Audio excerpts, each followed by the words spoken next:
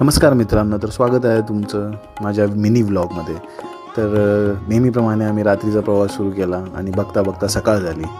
तर या प्रवासामध्ये तुम्हाला 2 ज्योतिर्लिंग आणि हनुमानाचं मंदिर बघायला भेटेल. तर हे आहे कष्टभंजन हनुमान मंदिर, जे आहे सालंगपूरमध्ये. सालंगपूर हे गुजरातमध्ये आहे. तर सकाळी सकाळी आम्ही सर्वात आधी फ्रेश झालो आणि मंदिराच्या पाया पडण्यासाठी गेलो. तर हे मंदिर खूप सुंदर आहे. इकडे हनुमानाची खूप मोठी मूर्तीसुद्धा आहे आणि हनुमान जयंती असल्यामुळे आम्हाला खूप गर्दी भेटली. बट आमचं दर्शन हे खूप सुंदर झालं. तुम्ही गाभाऱ्यातली मूर्ती बघू शकता, खूप अशी सुंदर दिसते ही मूर्ती. त्याचप्रकारे आम्ही मंदिराच्या आजूबाजूला अजून 2-3 मंदिरं आहेत, तिकडे व्हिजिट केले. आजूबाजूची मंदिरं पण खूप सुंदर अशी संगमरवरी दगडांनी बनवलेली आहेत. तिकडे आम्ही थोडेसे फोटो काढून, व्हिडिओज काढून पुढे आमच्या प्रवासाला निघालो.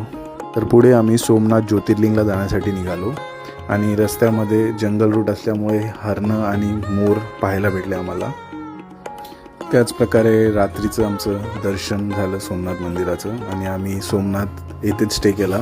तर इकडे हॅरिटेज म्हणून एक हॉटेल आहे, खूप सुंदर हॉटेल आहे. इकडे तुम्ही जरूर थांबा सोमनाथला आल्यावर. त्यानंतर आम्ही सोमनाथवरून निघालो नागेश्वर ज्योतिर्लिंगला जाण्यासाठी. आणि नागेश्वर ज्योतिर्लिंगला जाताना एक सुंदर असा कोस्टल रूट लागतो.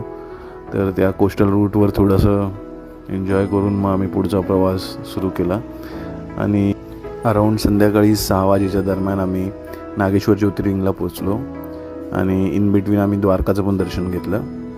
त्यानंतर मला विदिन हाफ ॲन आवर महादेवाचं दर्शन झालं आणि तुम्ही समोर पिंड बघू शकता. खूप सुंदर अशी पिंड आहे आणि त्याचबरोबर आम्हाला आरतीसुद्धा भेटली संध्याकाळची. त्यानंतर आम्ही आरती पूर्ण करून थोडा मंदिरामध्ये टाईम स्पेंड केला आणि रात्री मग द्वारकाला जाऊन आम्ही स्टे केला. तर अशाच मिनी रोड ट्रिप्स बघण्यासाठी मला फॉलो करा.